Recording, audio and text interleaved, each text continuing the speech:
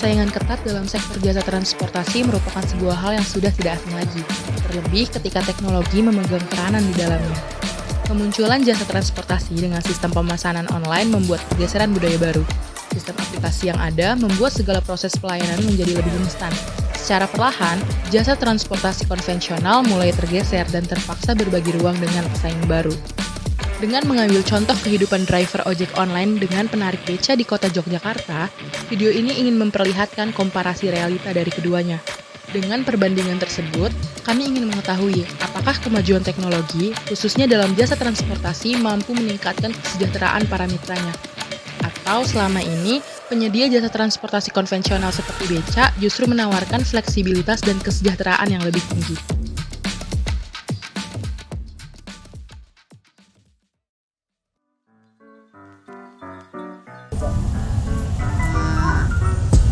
Dulu memang ya yang paling utama itu dulu saya cuma lulusan sekolah cuma SD.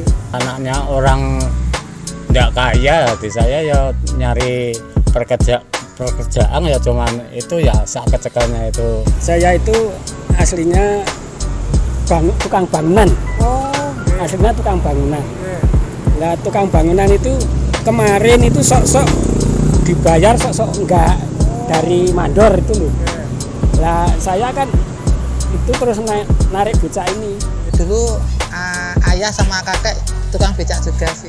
Jadi diajak jadi supir becak. Ya sebenarnya awalnya coba-coba mas, karena tahu untuk sambilan kerja.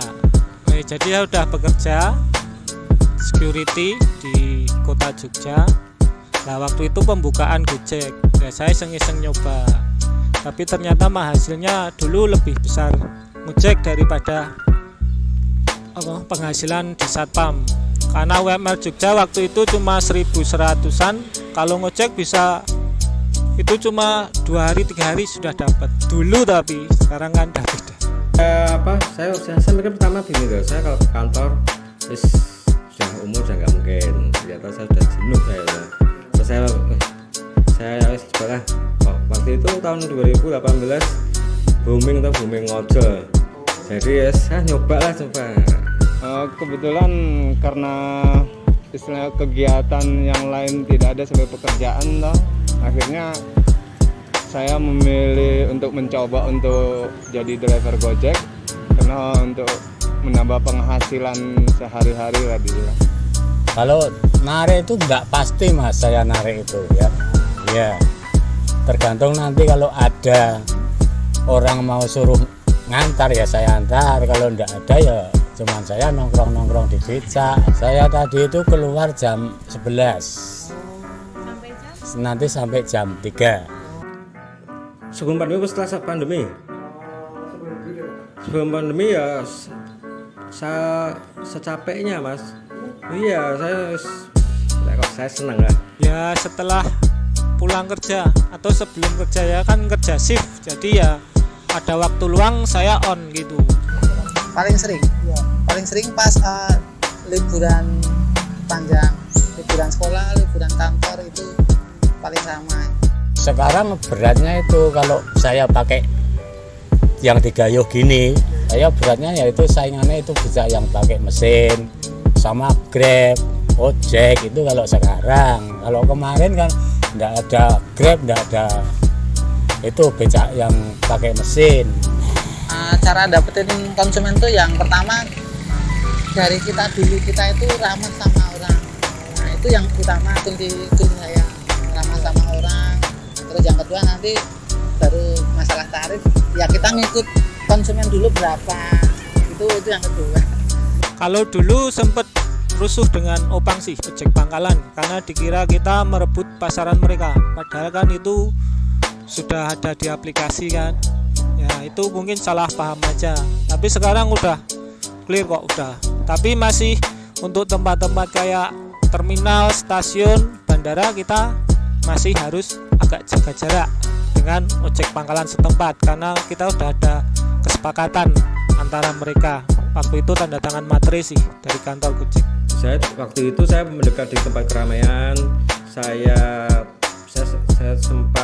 pernah sampai hafal jam jam pulang sekolah, tiap sekolah. Saya jam segini saya harus kemana, jam segini saya harus kemana, itu saya sudah sampai apa dulu ya. Ya kalau dulu sih kita kan yang terdekat Mas, jadi aplikasi emang disusun untuk yang terdekat dari lokasi penjemputan. Tapi sekarang kan sudah sistemnya udah beda, jadi acak. Bisa kadang ngambilnya 2-3 kilo, antarnya cuma deket gitu. Sekarang sistemnya gitu, jadi bukan yang terdekat lagi, cuma prioritas namanya, akun prioritas. Jadi yang gacor-gacor, yang anyep-anyep gitu intinya. Oh, iya.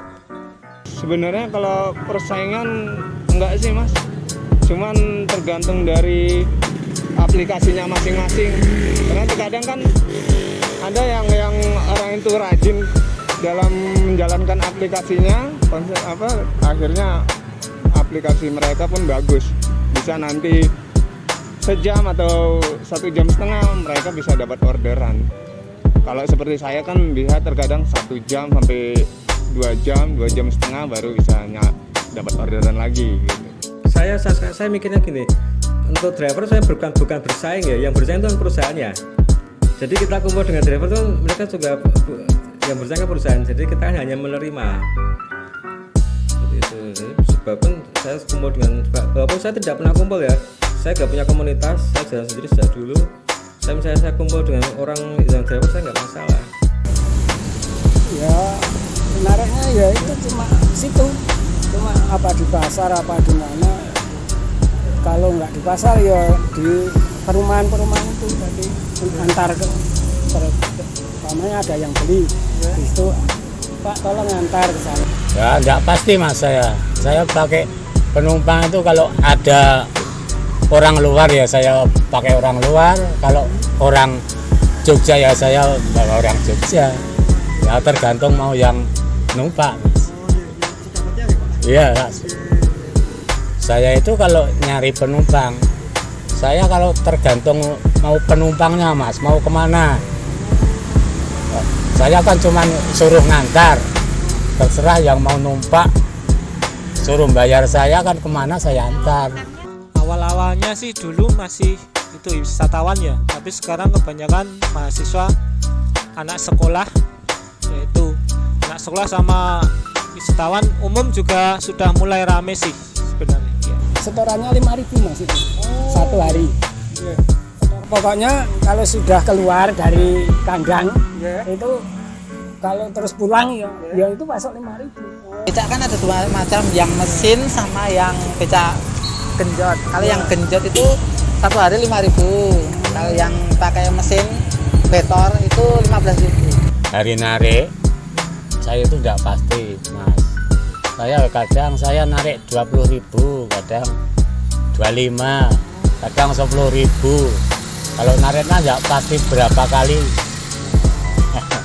Kita kan di mitra itu kena 20% Mas dari customer. Misalnya kali customer 10.000, kita dapatnya 8.000 gitu. Jadi udah dipotong otomatis sama kantor. Iya, ada yang GoPay. Kalau GoPay kan kita langsung masuk itu udah dipotong. Tapi kalau cash kita dipotong saldo kita. Misalnya dari customer kita nerima 10.000, ya kita sekitar 2.000 dipotong saldo kita. Kita kan punya saldo sendiri-sendiri. Kalau rata-rata kalau hari biasa ya sekitar di bawah 50.000 per hari. Itu hari biasa. Kalau liburan bisa nyampe 500.000. Ya kalau liburan itu kebanyakan kan, kalau orang banyak liburan di mana-mana kan saya narik seberapa kali gitu ya. Biasa kalau dari saran-saran dari driver lain itu paling enggak harus menjalankan aplikasi itu dengan waktu 8 jam. Nah, setiap berapa lama kita nggak tahu berapa lamanya istilahnya akun kita itu bagus gitu, nggak tahu. Cuman paling nggak 1 hari harus 8 jam menjalankannya. Wah kalau pandemi pengaruh saya banyak Mas. Nggak ada orang, nggak ada pendatang, saya nggak narik. Pas pandemi COVID-19 itu berdampak banget, sepi banget. Bahkan kadang seminggu itu nggak keluar, nggak dapat penumpang sama sekali. ya. Kita di rumah aja ya. Alhamdulillah ya udah agak mendingan, tapi belum kayak dulu sebelum ada COVID. Masih rame yang dulu. Kalau pandemi 1 tahun itu saya berangkat di Jogja becak itu mau cuman berapa hari itu saya nggak keluar, cuma di rumah nyari rumput. Ya ini baru aja Mas, normal ini ya, udah banyak orang yang di Jogja. Mulai lebaran kemarin ya, banyak orang ya. Iya Mas, pas pertama COVID itu cuma banyakan pada sambat istilahnya, sehari bisa 1-2 itu yang rutin loh, makanya banyak yang istilahnya nyambi. Jadi ada yang nggak cuma Gojek, ada yang Maxim, ada yang Grab, ada yang Shopee, jadi kebanyakan masuk ke semua aplikasi online. Iya karena nganu Mas, dulu kan pas pandemi kan karena warung juga banyak yang tutup kan, Gojek nggak hanya aplikasi ride kan, baik motor, jadi ada GoFood-nya juga. Kalau dulu pandemi kan banyak yang gulung tikar GoFood, sekarang udah mulai banyak yang buka warungnya, jadi otomatis orderan lumayan sih, karena mahasiswa juga udah pada masuk, anak sekolah juga masuk, itu pengaruh besar.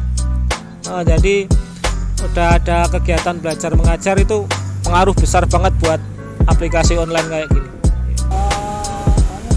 Kira-kira itu dapat dibantu hari-hari boten cukup Mas, boten cukup. Itu saya kan ya sering dibantu anak saya yang kerja itu. Ya sementara ya ini disyukurin dulu. Disyukurin dulu aja. Oh iya. Jadi dicekap-cekap ya? Iya. Aman banget sekarang aja, aman dengan 70, 80, 70, 50 aja saya tuh nggak merasa tuh apa ya, enjoy aja itu saya. Kalau saya setahun aja, saya kemarin nggak ngapa-ngapain juga, saya nggak pikir itu ya, saya mikir loh bisa, makanya rezeki ya Pak ya, rezeki itu. Kalau dipikir kok bisa ya, lama loh setahun loh mau di rumah, kalau nggak pergi, kalau nggak penting saya nggak pergi gitu. Ya kalau untuk cukup itu kan anu toh Mas, relatif toh. Iya sebenarnya ya dicukup-cukupkan, karena saya masih nyambi kerja ya, jadi ada penghasilan pokok, ada penghasilan tambahan, itu pikir saya. Ya kalau yang utama memang beca. Ya kalau ada yang lain misalnya bantu-bantu teman ya ke tempat teman. Nah, kalau ada pekerjaan ya itu ya saya kepengen, lain pekerjaan becak saya ya kepengen. Ya itu ya pengen kerjaan ya ada itu disuruh itu bangunan ya saya ya bisa. Pernah kepikiran ganti pekerjaan? Kira-kira itu apa Pak? Kalau yang pakai kecerdasan ya apa ya, ya pokoknya yang menghasilkan, yang tidak merugikan orang lain lah. ini udah tua Mas ya, itu kalau nanti insya Allah ada ya cuma di rumah nanti apa itu jual-jualan apa itu. Iya kayak pengen ngojek ya ngojek, pengen kerja ya kerja, belum ada tawaran yang kira-kira bikin hati tergerak untuk pindah gitu, belum ada. Saya kebetulan kepinginnya itu ya punya usaha kecil-kecil lagi tuh, seperti dia jualan. Saya dulu sebelum jadi driver itu kan sama istri sempat jualan di Sunday Morning gitu. Ya cuman karena istilah di lapangan itu pas saingannya ketat, akhirnya kita banting setir. Saya gabung paguyuban itu di Malioboro. Itu kalau iuran nggak ada, itu kalau 1 bulan kan ada anak itu arisan pertemuan. Kalau arisan kumpul-kumpul ya itu di tempat saya, besok ke tempat lain ya, di rumah ngumpul ya. Ya dulu sempet ikut sih Mas, tapi karena ya itu setiap hari ada acara, terus kadang ada teman sakit, istilahnya sering banget kegiatan gitu, jadi saya memutuskan keluar. Sebenarnya juga penting sih kalau ada apa-apa, tapi ya itu kayak serawungnya harus sering, makanya saya keluar grup. Iya. Bagaimana fleksibilitas kerja antara keduanya? Berdasarkan survei sederhana mengenai perbandingan tingkat kesejahteraan dan fleksibilitas kerja antara pengemudi ojek online dan penarik beca di kota Yogyakarta yang melibatkan 6 narasumber, meliputi 3 orang pengemudi ojek online dan 3 orang penarik beca, ditemukan bahwa berdasarkan survei sederhana mengenai perbandingan tingkat kesejahteraan dan fleksibilitas kerja antara pengemudi ojek online dan penarik beca di kota Yogyakarta yang melibatkan 6 narasumber, meliputi 3 orang pengemudi ojek online dan 3 orang penarik beca, ditemukan bahwa perihal fleksibilitas kerja yang dilihat dari jam kerja, pengemudi ojek online memiliki jam kerja yang lebih fleksibel.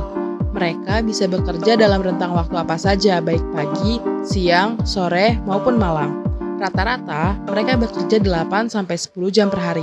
Dengan berbasis aplikasi dan segmentasi pasar merupakan konsumen yang aktif melakukan aktivitas sehari-hari seperti pelajar dan mahasiswa, hal itu membuat pengemudi ojek online memiliki jam kerja yang lebih fleksibel, karena aktivitas konsumennya seringkali selalu ada di setiap waktu.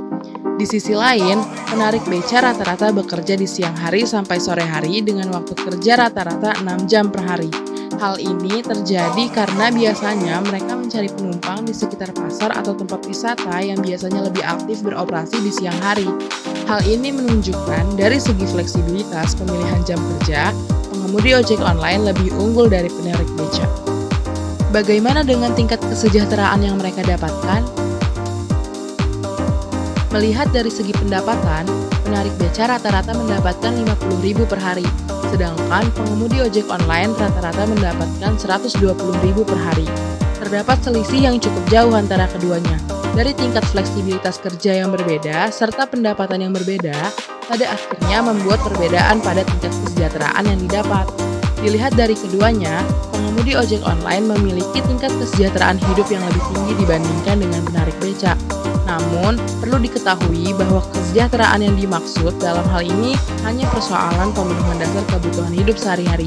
Dengan itu, tak mengherankan ketika pengemudi ojek online maupun penarik beca tidak menyangkal apabila ada kesempatan, mungkin mereka akan memilih pekerjaan lain yang dirasa lebih baik.